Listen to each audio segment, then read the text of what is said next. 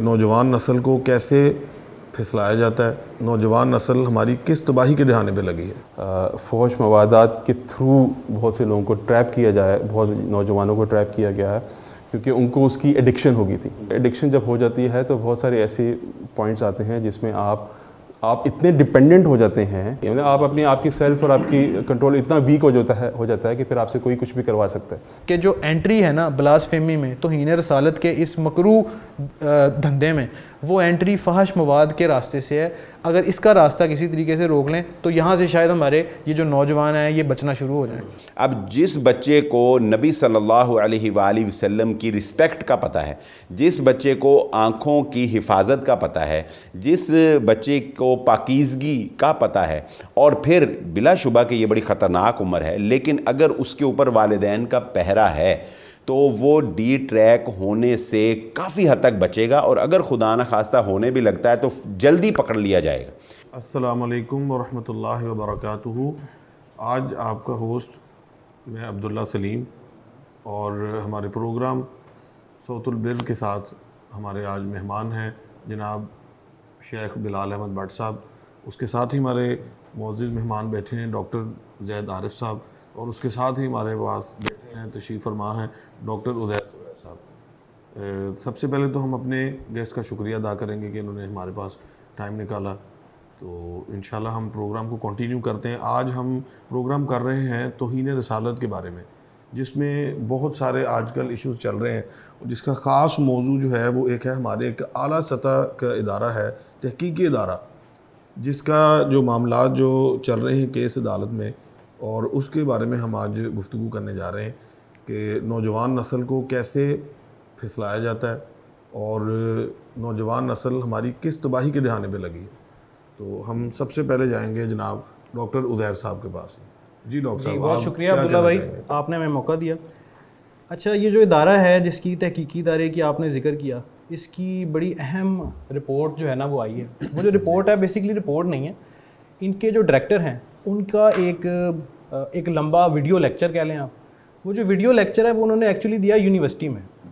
University में उस lecture के अंदर उनकी फाइंडिंग ये है कि जो नौजवान हैं उसको फहाशी की जो वेबसाइट्स हैं, फहाशी के जो चैनल्स हैं, उनके थ्रू उनको एंटर करवाया जाता है, और एंटर करवा के उस एंट्री के बाद आगे वो बढ़ते चले जाते हैं।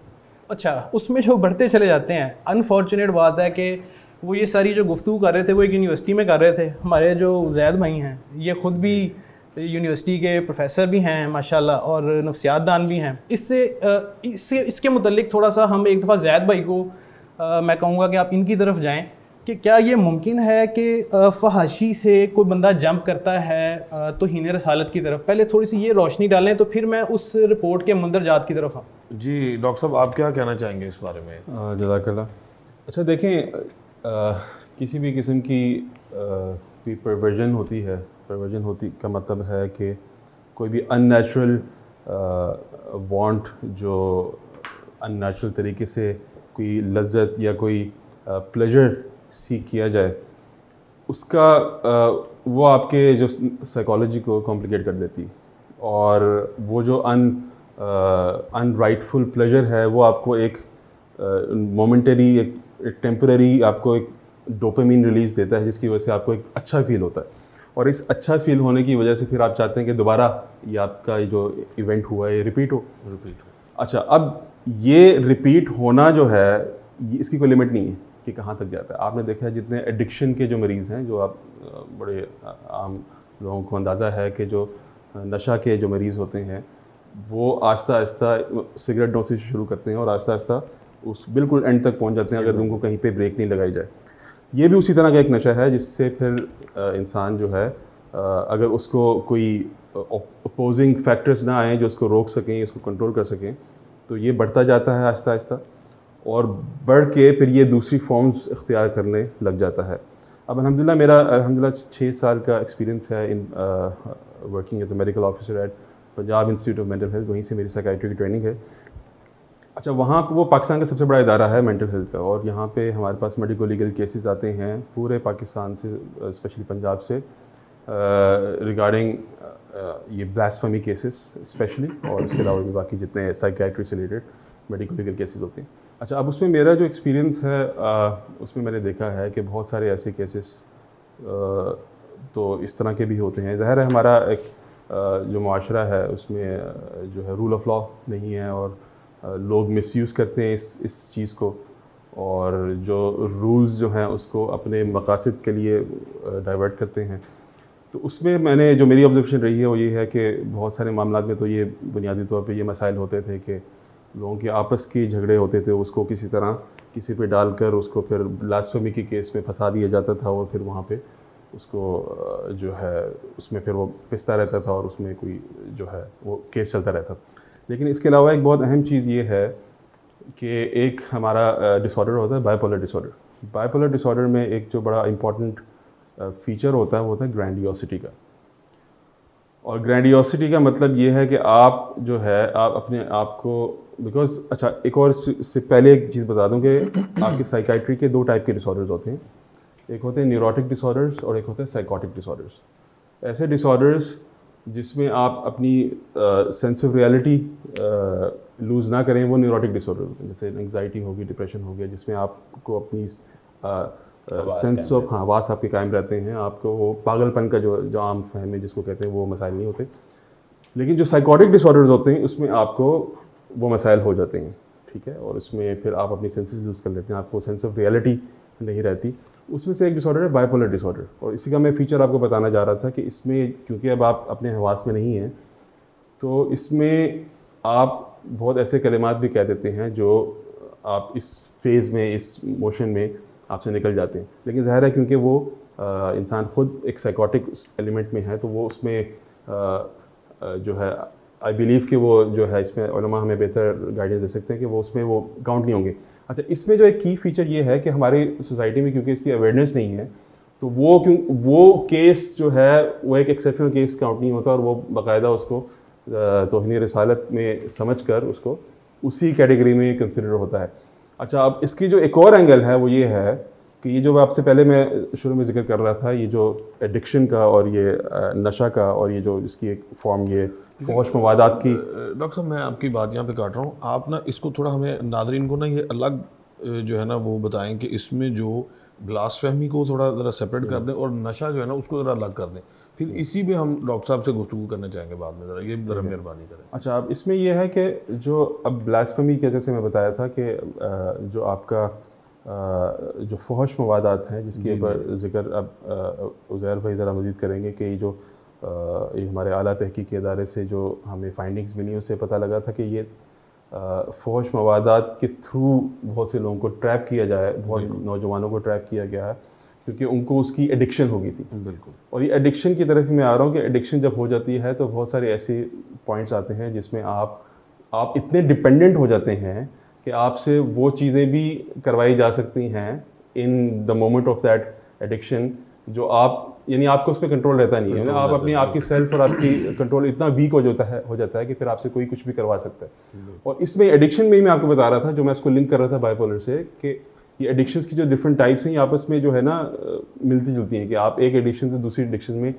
स्किप करते रहते हैं और जंप करते रहते हैं। और उसमें एक बहुत कॉमन जो एडिक्शन है जो चर्च की एडिक्शन है, इसमें नौजवानों में बहुत हाई रेट्स हैं कि इस एडिक्शन से आप को ये साइकोटिक डिसऑर्डर्स बहुत कॉमनली होते हैं, बाइपोलर डिसऑर्डर और स्किज़ोफ्रेनिया, और आपको पता नहीं लगता कब आप उस पॉइंट पे पहुंच जाते हैं।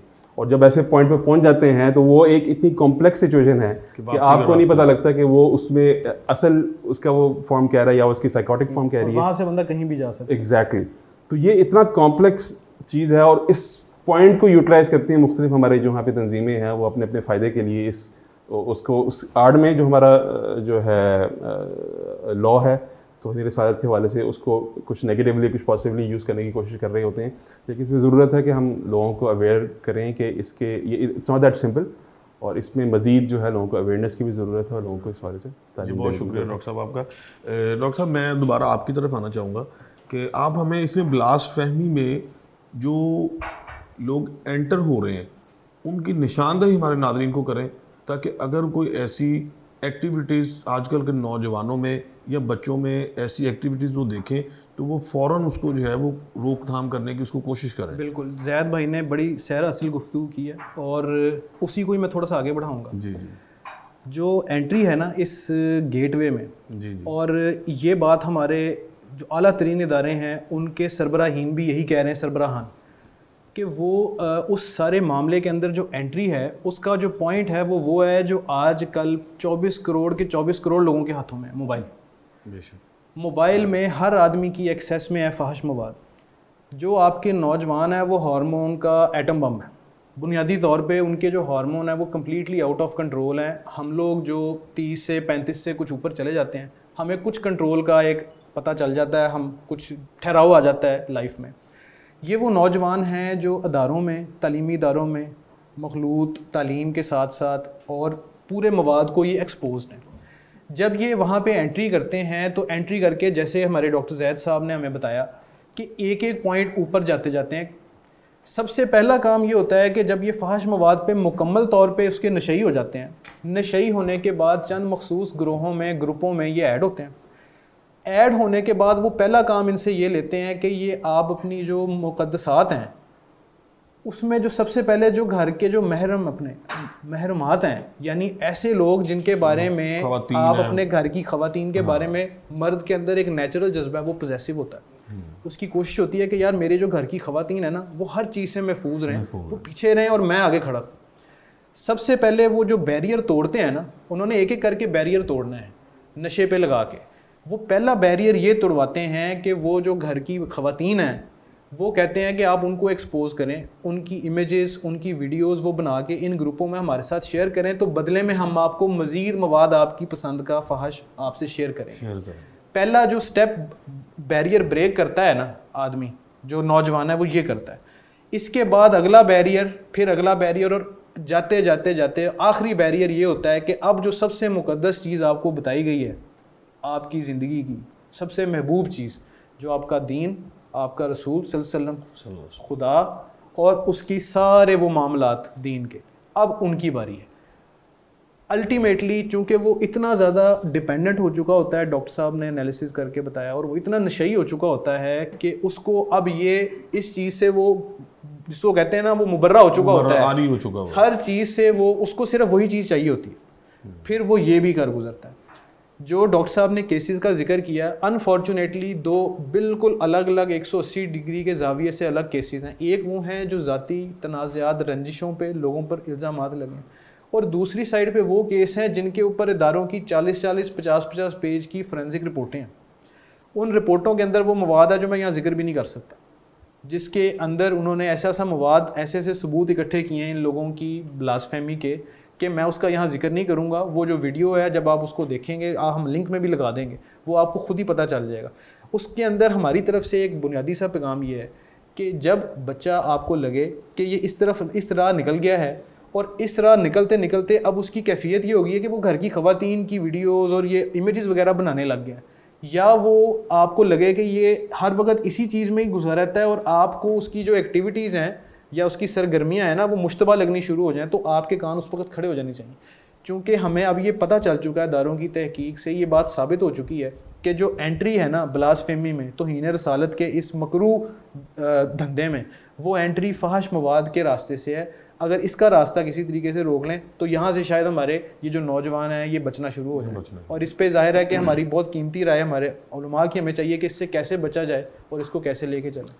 जी बिलाल भाई, हम आपकी तरफ आते हैं कि आप क्या समझते हैं कि हमारे जो नौजवान हैं जो ब्लास्फेमी में या ये फहश मवाद में जो एंट्री हो रही है, उसमें आप देखें कि नौजवान बच्चियां भी शामिल हैं, नौजवान बच्चे भी शामिल हैं, तो आप दीनी नुक्ता नज़र से हमें आगाह करें कि हम इसकी रोकथाम कैसे कर सकते हैं, या हम इनको किस तरीके से जो है वो दीन की तरफ बच्चों को लाएं ताकि लोग भी और बच्चे भी इन चीज़ों से बच सकें। कोई हमारी इसमें रहनुमाई फरमाएं। बिस्मिल्लाहिर्रहमानिर्रहीम। जी बहुत शुक्रिया अब्दुल्ला भाई। देखें, डॉक्टर ज़ैद साहब ने जो नफ्सियाती मसाइल का ज़िक्र किया, मैं उस हवाले से एक बात करना चाहूँगा कि इस वक्त बहसीयत कौम हम बहुत से नफ्सियाती मसाइल में घिरे हुए नज़र आते हैं। बिल्कुल, हर बंदा जो है वो चाहे किसी भी एज में है, उसको अजीब तरह के नफ्सियाती मसाइल हैं, जो कि आज से तकरीबन 20 साल पहले मेरा ख्याल है कि शायद सुनने में भी नहीं आते थे, बल्कि डॉक्टर साहब मेरी बात से महसूस ना करें तो पहले जो है ना डॉक्टर जो साइकेट्रिक थे इनका कभी नामो निशान नहीं। आपका कहने का मतलब है कि डॉक्टर साहब की इजाज़त जो है वो भी 10-15 साल से हुई है। यानी ये 10-15 साल में ही इतने अहम हुए हैं, वरना पहले इन्हें कोई पूछता भी नहीं था। तो वो उसकी एक बुनियादी वजह जो है ना, मैं नहीं समझता डॉक्टर जो है उज़ैर सुरैया साहब ने कहा कि मोबाइल इसकी एक बड़ी वजह है, बिलाशुबा मोबाइल इसकी एक बड़ी वजह है, लेकिन उस मोबाइल अब एक ऐसी वजह है कि हम इसको छोड़ नहीं सकते। अगर हम मतलब कहें कि ये वजह तो है, लेकिन अगर आप कहें कि इसको छोड़ा जा सकता है तो ना वालिदैन इसको छोड़ सकते हैं, ना बच्चों से हम ये छुड़ा सकते हैं, ना कोई ऐसा जो है वो हो सकता है। हाँ, अलबत्ता मैं ये समझता हूँ कि दीनी नुक्ता नज़र से इन सारे मामलात का अगर कोई सलूशन है तो हमें उन उसूलों पर और उन बुनियादी जो पर्सनल हमारी घरेलू लाइफ है उन पर गौर करना पड़ेगा कि उसमें कौन सी कमियां ऐसी आ गई हैं कि अगर उन कमियों को दूर कर लिया जाए, अपनी लाइफ को स्ट्रॉन्ग बना लिया जाए, अपनी जो पेरेंटिंग है, जो वालिदैन की तरबियत औलाद है उसको मजबूत कर लिया जाए, तो हम ये नफसियाती मसाइल पैदा होने ही ना दें, हम ये मोबाइल की वजह से मसाइल पैदा होने ही ना दें। मिसाल के तौर पे उसकी बड़ी सिंपल सी बातें, जिस तरह कि अभी हमने जो केस डॉक्टर उज़ैर साहब ने डिस्कस किया, देखिए इसका एक बुनियादी एलिमेंट ये है कि वो बच्चे यहाँ तक कब पहुँचते हैं जब उनके ऊपर वालिदैन की मुकम्मल निगरानी नहीं है, वालिदैन की ग्रिप नहीं है। जबकि कुरान सबसे पहले वालिदैन को ये कहता है कि या अय्युहल्लज़ीना आमनू क़ू अनफुसकुम व अहलीकुम नार वक़ूदुहा अन्नास वल हिजारा। औलाद पर एतमाद करने का कहीं भी कुरान और सुन्नत में नहीं कहा गया, बल्कि औलाद की निगरानी करने का कहा गया। और वो निगरानी कहाँ से शुरू हो जाती है? वो निगरानी प्रेगनेंसी से ही शुरू हो जाती है। यानी औलाद की निगरानी कोई बड़े होकर नहीं, बल्कि प्रेगनेंसी से ही उसकी निगरानी जो है वो शुरू हो जाती है। वालिदैन का औलाद को दीनी माहौल के अंदर लेकर चलना, उसके ईमान को मजबूत करना, उसके अंदर जो गज़े बसर है उसकी अहमियत यानी अपनी निगाहों की हिफाजत, इसकी अहमियत का उजागर करना। ये असल में बात यह है कि अब हम ना थोड़ा सा फास्ट हो गए हैं।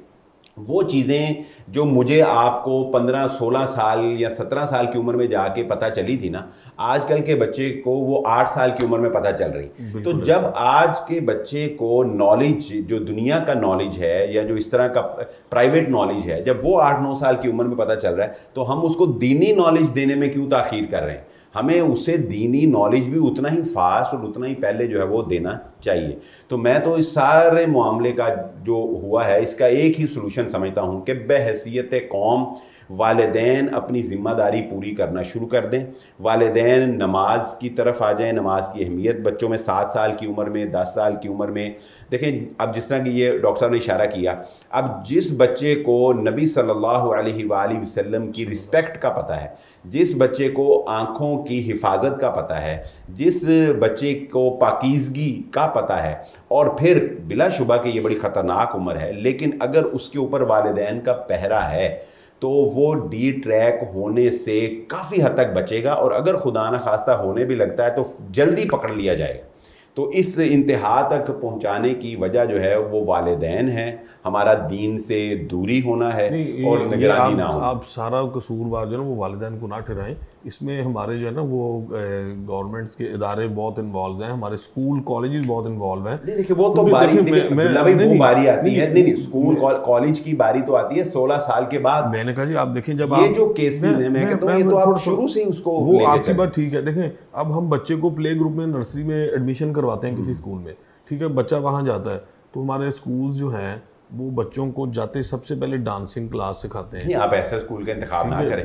वो अब ये भी अच्छा, फिर देखें मैं इसमें वालिदैन को ज़्यादा इसलिए फोकस कर रहा हूँ कि देखें हम वही काम कर सकते हैं जो हमारे इख्तियार में, बिल्कुल जो हमारे इख्तियार में नहीं है उसके लिए तो हम जिम्मेदार ही नहीं है। तो अगर स्कूल कोई ऐसा है, हम ज़्यादा से ज़्यादा क्या कर सकते हैं, स्कूल बदल सकते हैं, हम बेहतर से बेहतर स्कूल जो है उसमें उसको ला सकते हैं। फिर भी स्कूलों में कोई ना कोई कमी रह जाएगी, लेकिन उस कमी को वालिदैन पूरा कर सकते हैं। मैं नहीं समझता कि स्कूल लेवल तक अभी इतनी खराबी नहीं है कि वालिदैन उस खराबी को कवर ना कर सकें। हाँ, अलबत्ता जब कॉलेज में जाना है तो एक अलग बात, लेकिन कॉलेज में जाने से पहले तक अगर आप अपने बच्चे को मजबूत मजबूत बना देते हैं ईमानी तौर पे, तो मेरा नहीं ख्याल कि वो कॉलेज में जाके, बाकी रेयर केसेस तो अपनी जगह, लेकिन वो एक मजबूत मोमेंट साबित होगा।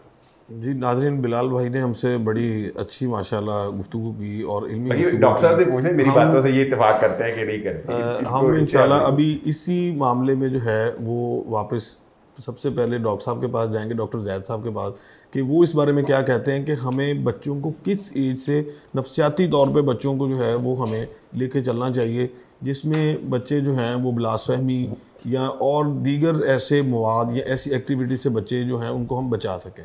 जी डॉक्टर साहब।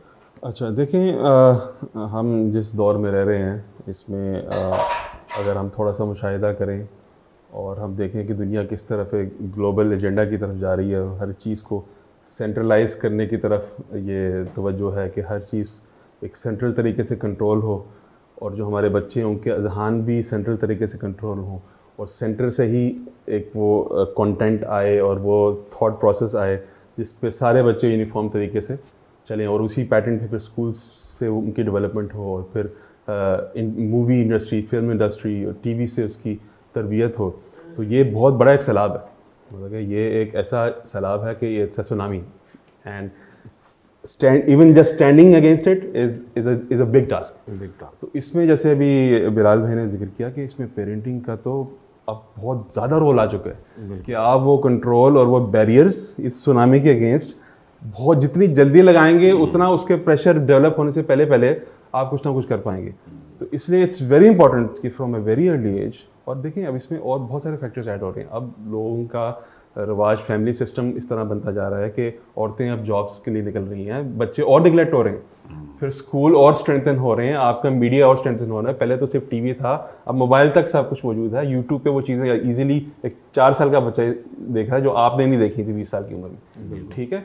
तो अब वो सर्वेलेंस जो बिलाल भाई ने जिक्र किया और वो तरबियत, ये दोनों चीज़ें, एक तो सर्वेलेंस आपने कंट्रोल करना है, दूसरा वो तरबियत आपने शुरू से ही प्रोवाइड करनी है कि एक सेंस ऑफ उसको राइट एंड रॉन्ग शुरू से उसके अंदर इंकलकेट करें, और वो फिर उसको प्रैक्टिकल तौर पे उसको अब साइकोलॉजिकली हम उसको, इसमें हमारा जो है तरीका ये होता है कि ज़ाहिर हम मार पीट के बहुत सारी चीज़ें नहीं कर सकते, हमने उसको पॉजिटिव रीइंफोर्समेंट देनी है कि अगर वो कोई अच्छा काम कर रहा है उसको इसमें उसको उसकी दाद देनी है, उसको कोई तोहफा लेके देना, और अगर कोई बुरा काम कर रहा है तो उसको उससे किसी तरीके से रोकना है, उसको समझाना है।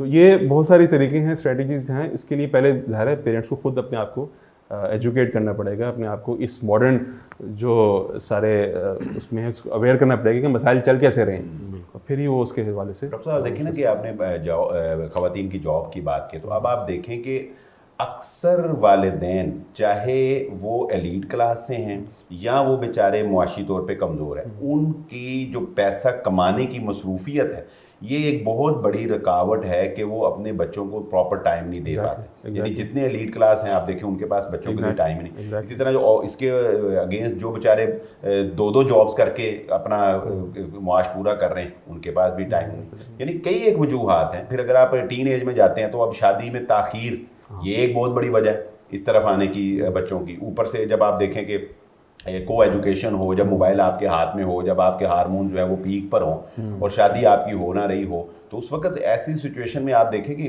कितना आसान हो जाएगा आपको ब्लैकमेल करना। ऐसे ये देखें, इस पे तो बल्कि हम एक अलग ब्रॉडकास्ट कर सकते हैं। जो कंज्यूमरिज्म का जो कल्चर है, ये सारी चीज़ें अगर हम देखें ना वो उस तरफ से ड्राइव हो रही हैं बिल्कुल। कि वो एक तो जो लेट शादी करना क्यों है, क्यों आपके पास पैसा नहीं है कि वो सब चीज़ें एक्वायर कर सकें जो एक आप स्टैंडर्ड समझते हैं, और ये जो 2-2 जॉब्स हस्बैंड को भी तो उनको भी करनी पड़ी, वो स्टैंडर्ड ऑफ लिविंग जो आपने खुद बनाया हुआ है। इसमें थोड़ी सी बात मैं बाकी दोनों जो हमारे भाई हैं उनकी इजाज़त के साथ और आपकी एंकर की इजाज़त बहुत ज़रूरी है, मैं ऐड करना चाहता हूँ कि वैसे जब आप डॉक्टर साहब वैसे जब उन केसेस का हम एनालिसिस करते हैं ना जो इदारे ने, उसके अंदर ख़तीब मसाजिद के उनके बच्चे भी शामिल हैं, उसके अंदर जो बच्चे मदरसे से फारिग हैं वो भी शामिल हैं, दरसे निज़ामी पढ़े हुए वो भी शामिल हैं। जब आप इन लोगों की शमूलियत देखते हैं, डॉक्टर्स इंजीनियर्स के अलावा, वो भी डॉक्टर्स इंजीनियर हर तबका शामिल है, उन जो लोगों की जिनके ऊपर ये मुकदमात हैं और साबित सज़ा याफ्ता लोग, तो आप इस नतीजे पे पहुंचते हैं कि ये जो गुफ्तगू हमने की है ये चीज़ें बड़ी भारी भरकम है।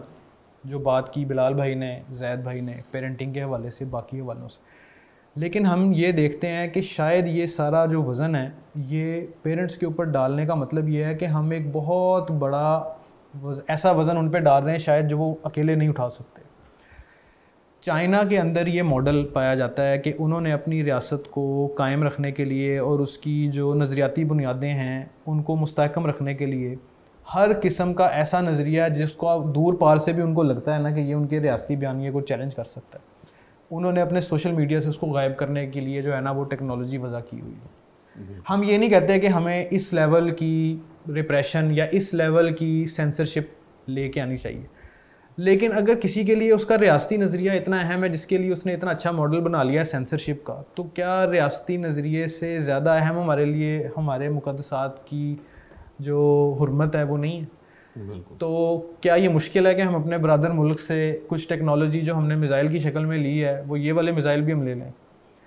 अगर हम ये कर लेते हैं कि एटलीस्ट जो गेटवे है, जो रास्ता है एंट्री का, उसके ऊपर एक नहीं दो नहीं चंद एक दरबान खड़े कर दें चाइना से लेके या किसी और से लेके, या ख़ुद थोड़ी सी मेहनत करके बना लें, कोई ऐसा मुश्किल काम नहीं है। आज से कुछ साल पहले तक फास्ट वेबसाइट्स ओपन होती थी, अब आप देखें कि वो सेंसरशिप का इतना का है कि वो नहीं ओपन होती। गो के करने वाले फिर भी किए जा रहे हैं, लेकिन वो किए जा रहे हैं तो हम भी किए जाएँ, हम अपने हिस्से का करते रहें, वो अपने हिस्से का करते रहें। जितने बैरियर आप बढ़ा लें उतना ही बेहतर है। वालदैन का काम बहुत इम्पॉर्टेंट है, लेकिन उसको आसान करना भी तो किसी का काम है, तो वो हम करने के लिए उसको भी हम फरामोश ना करें। ये मेरी तरफ से बहुत अच्छी बात, बहुत अच्छी बात। यानी रियासत, डॉक्टर कहते हैं कि रियासत भी अपना पूरा किरदार अदा करे। आप इसमें थोड़ा सा हमें गाइड करें कि हम अपने जो नौजवान नस्ल है उनको किस तरीके से इस लानत से बचाया जाए। देखिए अब्दुल्ला भाई, मैं ये आपने पहले कहा कि वालिदैन के अलावा जो मैं समझता हूँ, देखें जो स्कूल टीचर जिसमें आते हैं, मैं उस तरफ ही थोड़ा तवज्जो देना चाहता हूँ। देखें, जब बात आप कहते हैं ना, जब नौजवान की आप बात करते हैं तो अल्लाह ताला ने कुरान मजीद में भी इस बात को बहुत ही ज़्यादा बेहतरीन तरीके से बयान किया, और रसूलुल्लाह सल्लल्लाहु अलैहि वसल्लम ने जो अपनी तबलीग का तरीक़ाकार था उसमें भी इस बात को बहुत ज़्यादा मलहूज़ खातिर रखा है कि हिकमत और दानाई के साथ तबलीग का या दीन की इशाअत का काम किया जाए, प्लस जिस तरह का आपके सामने साइल है या जिस तरह की ऑडियंस है या जिस तरह का पेशेंट है, आप उसके मुताबिक उसको डील करें, ये बहुत ज़रूरी है। तो मैं इस हवाले से ये कहना चाहूँगा कि नौजवानों को उनकी लबो लहजे में, उनकी टोन में या उनके लेवल में जाकर समझाने के लिए हमें ऐसे स्कॉलर्स तैयार करने चाहिए। बिल्कुल ऐसी तरबियत जो है वो उलमा की, इमाम मसाजिद की, टीचर्स की, हर लेवल पे हमें ऐसे प्लेटफॉर्म जो है वो बनाने चाहिए। हमें शॉर्ट एकेडमीज़ जो है वो बनानी चाहिए, शॉर्ट कोर्सेज़ हम कोई ऐसे करवाएं, कोई स्किल सेंटर बनाए, यानी हर जैसा कि डॉक्टर साहब ने कहा कि बैरियर बढ़ाते जाएं। तो मेरा ये ख्याल है कि नौजवानों की तरबियत के लिए आप जितने ज़्यादा प्लेटफॉर्म उनको मुहैया करेंगे, जितने बेहतरीन तरीके से आप उनको अपने साथ एंगेज करेंगे, उनको दूसरी तरफ जाने का मौका नहीं देंगे। जिस तरह वो एक मिसाल दी जाती है, डॉक्टर ऐसा बेहतर समझें कि वो खाली वाली गिलास वाली कि आधा पानी हो तो वो आधा खाली है, या वो कि वो उसको किसी चीज़ ने फिलअप तो करना है तो उसको हवा फिलअप कर लेती है। यानी वो गैप आप नौजवानों को ना अगर दें, उनको इस कदर मसरूफ़ रखें किसी न किसी चीज़ में, तो ये भी एक काफ़ी हद तक हो सकता है कि हम उनको इस तरीके से जो है वो बचा सकें। उलमा के साथ एंगेज होना भी बहुत ही, आपकी कम्युनिटी अच्छी हो जाए, आपकी दोस्ती अच्छी, मतलब अब हम यहाँ बैठते हैं तो सिर्फ एक दूसरे से गपशप के लिए ही बैठते हैं, ज़रा ज़हन फ्रेश होता है, नॉलेज हासिल होता है। तो इस तरह अगर आप नौजवानों की कम्युनिटी अच्छी कर देते हैं, ऐसे कम्युनिटी सेंटर बना देते हैं, आप ऐसे क्लब बना देते हैं जहाँ पे दीन के लिए लोग जमा हों, दीन की बातें जमा हों, बहुत सी चीज़ें आइडियाज़ जो है वो सोचे जा सकते हैं। जी मैं आपके पास बाद में जी डॉक्टर साहब, मैं थोड़ा सा आपकी तरफ दोबारा आऊँगा कि हम यहाँ देखते हैं कि जो इस तरह के मामलात हैं, इनमें ज़्यादातर जो लोग ट्रैप होते हैं उनमें या तो बहुत लो लेवल पे जिनके मुआशी हालात जो हैं वो भी डिस्टर्ब हैं, या वो लोग ट्रैप होते हैं, या वो लोग ट्रैप होते हैं जो बहुत ज़्यादा अपर लेवल पे हैं। जो दरमियाना तबका है ना, वो इन चीज़ों में हम ट्रैप होता कम देखते हैं। ये जितने भी आपने ब्लास्फेमी या दूसरे ऐसे भी आपने इश्यूज़ बताए हैं, इसमें थोड़ी ज़रा हमारी रहनुमाई करें कि इसकी क्या वजह है। देखें, इसकी वजह यह है कि जो बहुत अमीर तबका है उसके पास फुर्सत ज़्यादा है, और जो बहुत गरीब तबका है उसके पास मायूसी ज़्यादा है।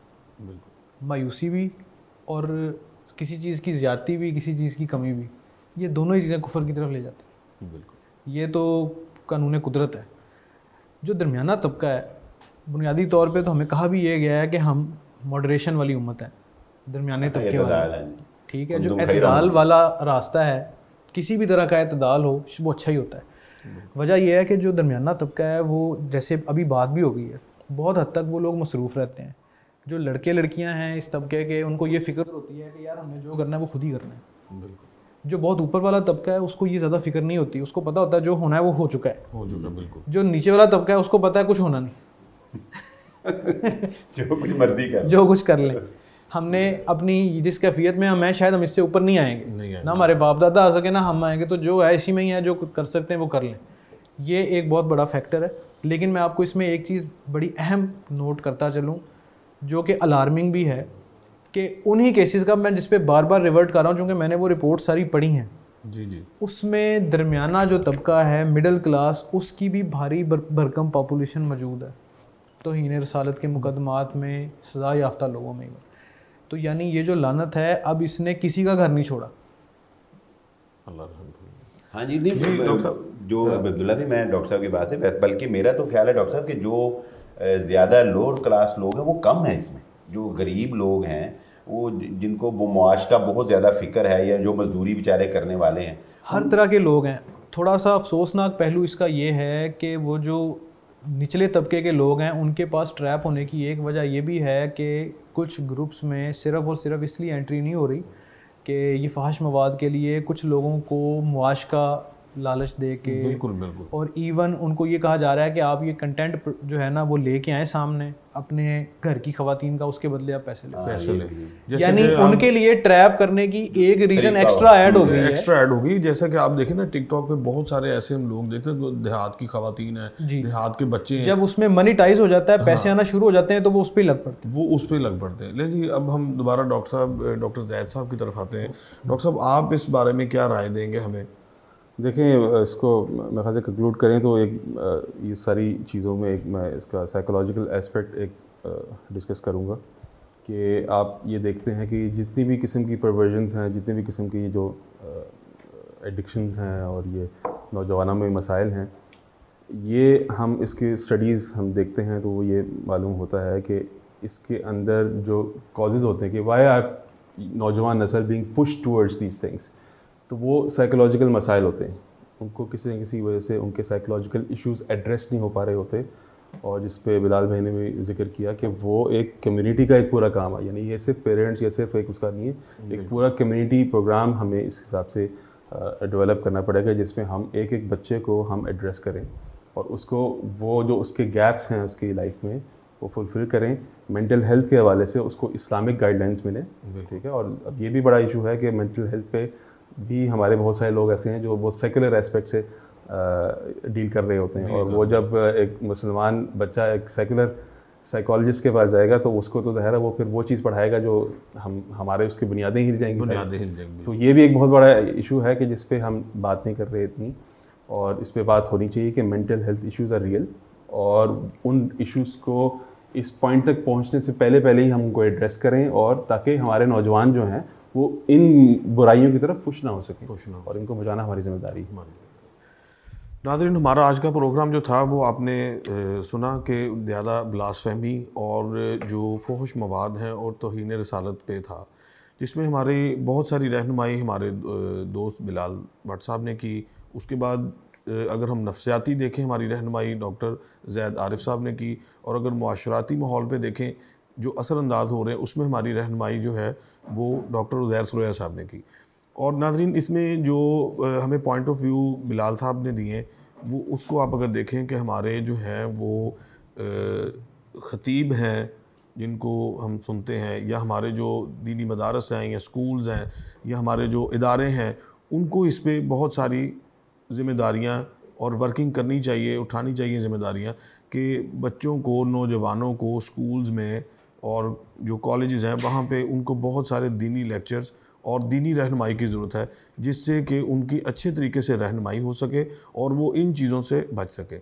इसके साथ ही आज के प्रोग्राम में हमें इजाज़त दीजिए। अल्लाह हाफ़िज़।